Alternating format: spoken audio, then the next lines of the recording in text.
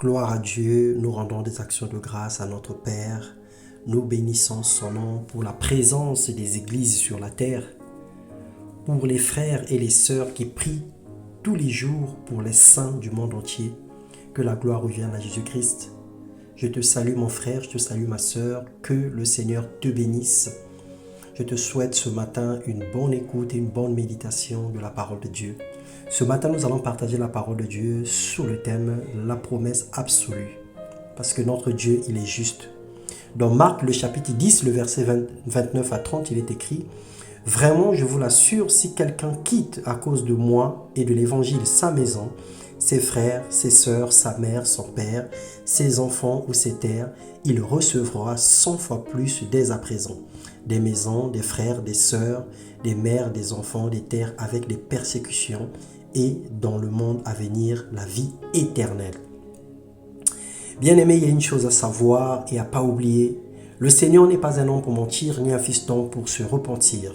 Cette déclaration, elle est solennelle et s'accomplit absolument dans la vie de celui ou de celle qui en fait l'expérience.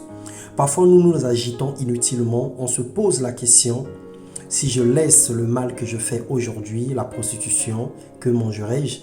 Si j'arrête de voler, comment ferai-je? Ou si je renonce à la magie, à la sorcellerie, aux œuvres infructueuses de ténèbres, comment iraient mes affaires? Le Seigneur te dit, il n'y a personne qui laisse tout le mal pour lui et meurt de faim ou manque quelque chose.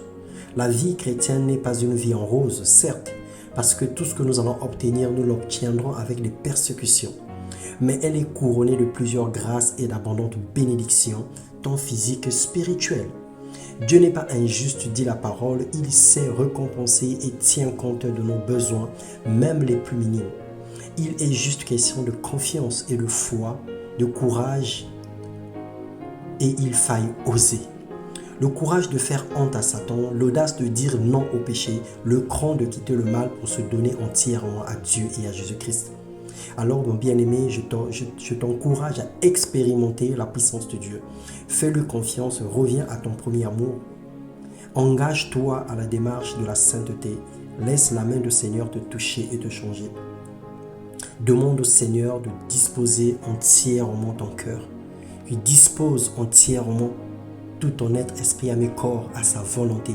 Alors n'aie pas crainte, n'aie pas peur. Ne crains pas les répercussions, ne crains pas les événements, ne crains pas tout ce qui peut se présenter à toi.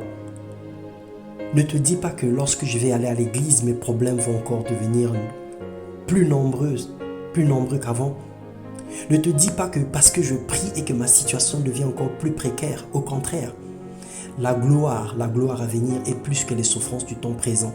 Il faille que tu attaches l'espérance à la parole de Dieu et à la gloire du Seigneur, à la promesse absolue qui est la promesse du salut et de la vie éternelle. Parce que sert-il à un homme de gagner le monde entier s'il venait à perdre son âme? Que te sert-il de vivre tranquillement sur la terre, d'obtenir tous les biens matériels, d'obtenir des comptes épargne, des comptes bancaires garnis, et que demain tu te retrouves de l'autre côté dans le feu de la géhenne?